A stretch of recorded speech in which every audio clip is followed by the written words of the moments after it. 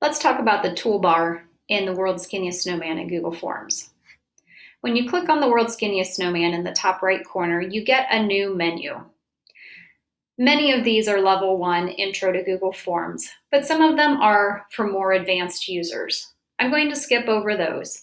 Feel free to Google them or to look at the Google Forms resources to help guide you into finding more information. Undo allows you to undo your last action. Making a copy and moving to trash operate exactly how they say. Printing. There might be a point where you do need to print your Google form, and that's okay. Here's where you can do that. This next one is a biggie.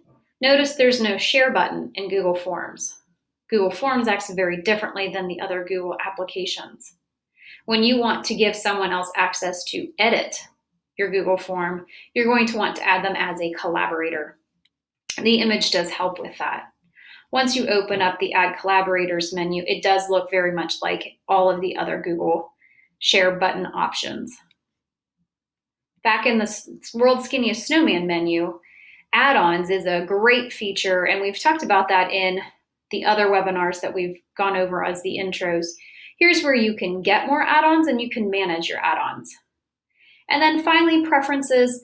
This is a great area where if you know that you're going to routinely make Google Forms and you want certain things automatic to happen, there are a few things that you can go ahead and tell Google Forms to do every time.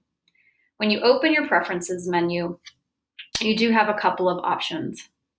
If you always want to collect email addresses, you could click there and put that check mark in. If you're creating a lot of Google quizzes, and you want to use forms to do that, you can also make it the default that all of the questions are required, and you can give a default quiz value. Please do note that you can always adjust these in the forms that you create beyond this point.